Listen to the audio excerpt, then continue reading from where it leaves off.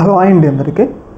జగన్మోహన్ రెడ్డి గారు రాప్తాడు రామగిరిలో పోలీసులకు వ్యతిరేకంగా కొన్ని స్టేట్మెంట్ చేశారు. ముఖ్యంగా బట్టలు ఉప్పదీసి నిలబెడతా అన్నారు కదా.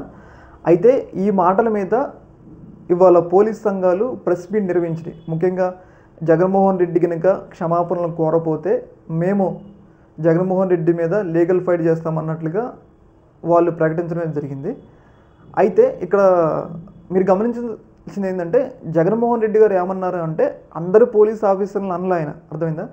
ఎవరైతే రాజ్యాంగానికి విరుద్ధంగా రెడ్ బుక్ అనుకూలంగా వైసీపీ కార్యకర్తలను అణిచివేస్తున్నారో వాళ్ళకు వ్యతిరేకంగా ఆయన స్టేట్మెంట్స్ ఇవ్వడం జరిగింది. అర్థమైందా? ప్రతి ఒక్క పోలీస్కి ఇవ్వడం కూడా కాదు. కాకపోతే ఇక్కడ జగన్మోహన్ రెడ్డి మాటల్ని వక్రీకరిస్తున్నారు. ముఖ్యంగా ఏంటంటే, బట్టలు ఉప్పదీసి నిలబెడతా అన్నారు కదా, దీన్ని ఆయన మెయిల్ పోలీస్ ఆఫీసర్లకు వర్తించారు. అర్థమైంది? ఎవరైతే రాజ్యాంగానికి విరుద్ధంగా పనిచేస్తున్నారో మగ పోలీస్ ఆఫీసర్లను అన్నారు ఆయన. కాకపోతే పోలీస్ సంఘాలు ఏం చేస్తున్నాయంటే, ఆ మాటల్ని ఆడవాళ్ళ అంటే లేడీస్ పోలీస్ ఉంటారు కదా, వాళ్ళకు ఆపాదిస్తున్నారు అన్నమాట. ఆడవాళ్ళని ఇలా బట్టలు ఉప్పదీసి నిలబెడతా అన్నట్లుగా వాళ్ళు అలా ఆపాదిస్తున్నారు. అర్థమైంది? అంటే జగన్మోహన్ రెడ్డి సెక్యూరిటీని మర్చిపోయారు.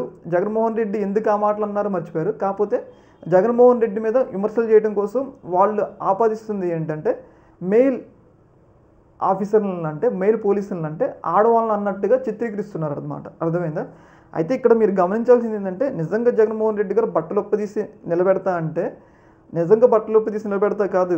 ఆయన అంటే ఏంటంటే, అవినీతి చేసిన వాళ్ళని సస్పెండ్ చేస్తాం అంటే జాబ్ లేకుండా చేస్తాం అన్నట్లుగా ఆయన మాట్లాడటమే జరిగింది. అయితే ఇక్కడ పోలీసు సంఘాలు ఒకటి గుర్తుంచుకోవాలి. ఏంటి అంటే, పోలీస్ సంఘాలు మీరు ఇప్పుడు ప్రెస్ మీట్ పెట్టారు, జగన్మోహన్ రెడ్డి గారికి వ్యతిరేకంగా ప్రెస్ మీట్ పెట్టారు. ఓకే, దాన్ని ఆహ్వానించవచ్చు. అర్థమైందా? పోలీసులకి జగన్మోహన్ రెడ్డి గారు అలా మాట్లాడటం ఒకంత తప్పే. ఓకే, దాన్ని మనం యాక్సెప్ట్ చేద్దాం. కాకపోతే మరి గతంలో చంద్రబాబు నాయుడు గారు, అలాగే లోకేష్ గారు, అలాగే అచ్చెన్నాయుడు గారు, వీళ్ళందరూ కూడా పోలీసుల్ని అనరాని మాటలు అన్నారు. అర్థమైందా? ఇంతకన్నా ఎక్కువ అన్నారు. రిషాంత్ రెడ్డి లాంటి వాళ్ళని చాలామంది ఐపీఎస్ ఆఫీసర్లు కూడా చాలా మాటలు అన్నారు. అచ్చెన్నాయుడు లాంటి వాళ్ళు అయితే ఇంకా పెద్ద మాటలే వాడారు పోలీసుల మీద. మరి అప్పుడు ఎందుకు పోలీస్ సంఘాలు రియాక్ట్ కాలేదు? అర్థమైందా? మరి అప్పుడు ఎందుకు పోలీసు సంఘాలు రియాక్ట్ కాలేదని ఇక్కడ కీలకమైన ప్రశ్న. ఇంకో ప్రశ్న ఏంటి అంటే, రీసెంట్గా ఒక మంత్రి గారి భార్య కాన్వాయ్లో వెళ్తున్నప్పుడు ఎవరో ఎస్ఐయో సిఐయో ఆమెకి సెక్యూరిటీ కల్పించినప్పుడు ఆమె తీవ్రమైన దుర్భాషలాడింది పోలీసుల మీద. ఎస్ఎస్ఐ అధికారి, సిఎస్ఐ అధికారి మీదే. అప్పట్లో ఆ ఇష్యూ మీద చంద్రబాబు నాయుడు గారు కూడా వాకప్ చేశారు. మరి అప్పుడు ఎందుకు మరి పోలీస్ సంఘాలకు సంబంధించిన నేతలు ప్రెస్ మీట్ పెట్టలేదు? ఇక్కడ ఇంకో కీలకమైన విషయం. అర్థమైంది కదా.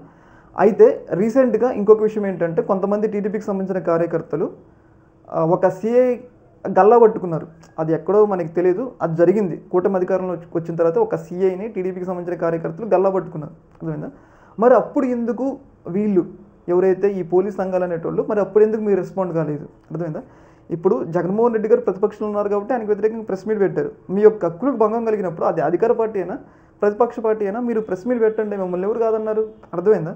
ఏదేమైనా కానీ ఒక రకంగా జగన్మోహన్ రెడ్డి గారు అన్న మాటలనే వేరే రకంగా వక్రీకరించి జగన్మోహన్ రెడ్డి మీద ఒత్తిడి తీసుకొచ్చి ఒక రకంగా జగన్మోహన్ రెడ్డి భద్రతని గాలికి వదిలేసి ఆ ఇష్యూని డైవర్ట్ చేయడం కోసం మహిళా పోలీస్ అధికారులతో ప్రెస్ మీట్ అయితే నిర్వహిస్తున్నట్లయితే మనమైతే అర్థం చేసుకోవచ్చు.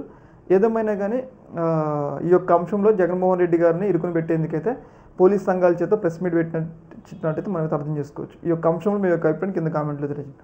ఓకే మరి.